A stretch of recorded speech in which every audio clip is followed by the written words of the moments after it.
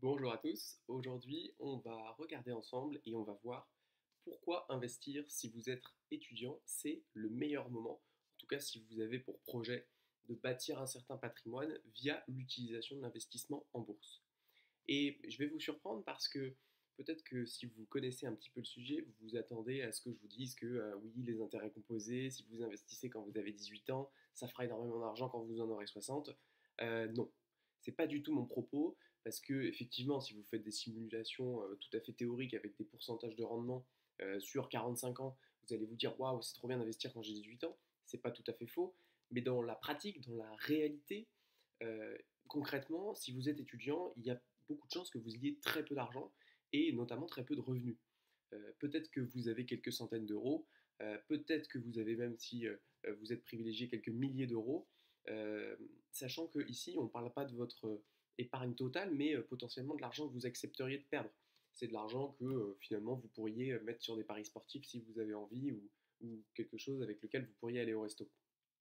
Donc finalement, l'idée d'investir le plus tôt possible et d'investir notamment lorsque vous êtes étudiant, paradoxalement, le but c'est pas de gagner de l'argent. Par contre, le but c'est de gagner entre autres de l'expérience. Et l'expérience, bien au long terme, ça vaudra beaucoup plus que les 100 euros que vous auriez investi plus tôt et qui, avec les intérêts composés, vont être multipliés par 3, 4, 5. Ok, même s'ils sont multipliés par 5, ça vous fait 500 euros. Avec l'inflation, ça fait que dalle dans 40 ans. Donc ça, peu importe. Mais par contre, ce qui est intéressant, c'est l'expérience. Alors l'expérience, ça veut déjà dire démystifier l'investissement en bourse. Parce que si dès que vous êtes étudiant avec vos 100-200 euros, eh bien vous ouvrez un compte, un PEA, un compte titre ordinaire, et que vous regardez, ok, voilà, c'est quoi passer un ordre, ok, on regarde les options, etc. On passe un ordre, on achète, on vend, on voit ce qui se passe.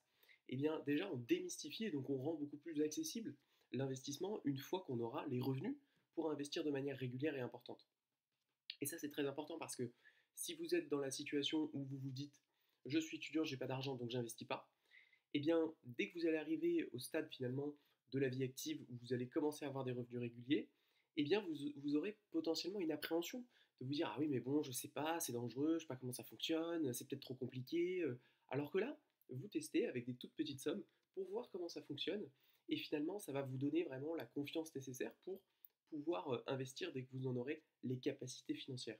Donc cette expérience, finalement, elle vaut énormément.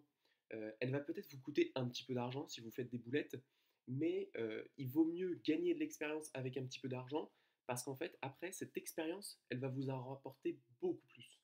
Donc c'est un investissement finalement, même si vous perdez de l'argent quand vous êtes étudiant parce que vous faites des investissements qui ne sont pas tout à fait cohérents, peut-être que vous faites des investissements qui sont, j'ai envie de dire, éloignés des conseils que vous pouvez trouver ici et là. Peut-être que vous allez prendre trop de risques, peut-être que vous allez vous brûler les ailes sur des options.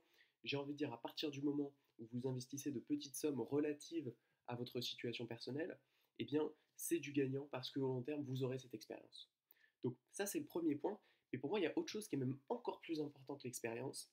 Et ça, finalement, vous ne pouvez pas l'avoir autrement. Parce que l'expérience, finalement, si vous êtes quelqu'un de nature, j'ai envie de dire, discipliné et qui pouvait vraiment suivre des règles, même si vous n'avez jamais investi, quand vous commencez à avoir des revenus réguliers, vous pouvez vous informer, vous pouvez récupérer finalement un plan d'investissement classique, ouvrir un PEA, être carré, investir sur de l'ETF Monde, c'est faisable.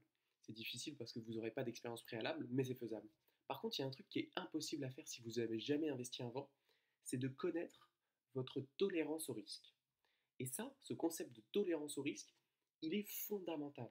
Il est aussi fondamental que votre capacité d'investissement et il est aussi fondamental que votre horizon d'investissement. C'est-à-dire, est-ce que vous investissez pour dans un an, pour dans 5 ans ou pour dans 20 ans. Et cette tolérance au risque, elle est fondamentale parce que si vous ne savez pas comment vous réagissez par rapport à des hausses et des baisses de patrimoine liées à la fluctuation boursière, ben vous n'êtes pas un bon investisseur et vous êtes même un investisseur très dangereux pour vous-même. Parce que si vous commencez à investir en bourse de manière massive, quand vous commencez à avoir de l'argent régulièrement, mais que vous n'avez aucune idée de comment vous réagirez quand il y a un bear market, quand il y a du moins 5, moins 10, moins 15, moins 30%, bah finalement, vous êtes finalement le candidat parfait pour être perdant en bourse. Parce que vous allez commencer à investir beaucoup, tant que ça se passe bien, tout se passe bien, vous continuez d'investir, et le jour où vous aurez un moins 30% sur votre portefeuille, vous allez peut-être paniquer, et vous allez peut-être vous rendre compte que bah, en fait, vous avez investi beaucoup trop relativement à votre capacité finalement à tanker ce risque et ce stress.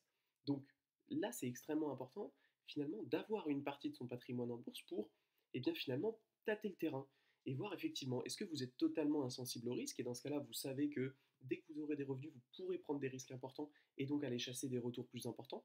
Et à l'inverse, si vous sentez qu'effectivement, eh bien, ça vous fait stresser, que vous avez envie de vendre, que vous vous dites à chaque fois que ça baisse, ah oui, mais vraiment, je sais pas trop ce que je fais, je sens que je fais de la merde, etc. Dans ce cas-là, eh bien, il va falloir adapter votre stratégie d'investissement. Le but, c'est pas de dire, ok, j'ai une tolérance au risque qui est faible, donc j'investis jamais, mais c'est d'adapter. Ça veut dire effectivement sélectionner des produits qui vont avoir euh, peut-être des capitaux plus garantis, peut-être aller chercher des obligations, peut-être aller chercher des fonds euros, peut-être répartir son portefeuille. Encore une fois, vous pouvez avoir une partie de votre portefeuille en actions, mais avoir une majorité sur des livrets, sur quelque chose qui est plus sécurisant et qui vous permet au jour le jour, au quotidien finalement, de vivre plus sereinement. Parce que ça finalement, ça vaut beaucoup plus que n'importe quel retour sur investissement, hein. Même si vous gagnez 2-3% parce que vous êtes investi de manière risquée, mais que vous dormez mal parce que vous êtes stressé, autant vous dire que les 2-3% ne sont pas du tout rentables, hein. Ils sont déjà pas rentables pour votre santé, ils sont pas rentables pour votre bien-être, mais même d'un point de vue purement mathématique et financier, c'est probablement pas rentable parce que si vous dormez mal et que vous êtes stressé, vous serez moins productif, vous serez moins créatif, et donc vous générerez moins de revenus au long terme. Donc c'est extrêmement intéressant de commencer à investir quand vous êtes étudiant, même si vous n'avez pas de revenus, juste avec les petites économies que vous avez, parce que ça va vous permettre vraiment de développer cette tolérance au risque et d'apprendre à vous connaître. Et en fait, il n'y a vraiment pas d'autre moyen que d'essayer. Et finalement, essayer avec des petites sommes, et bien encore une fois, c'est un investissement pour vous connaître.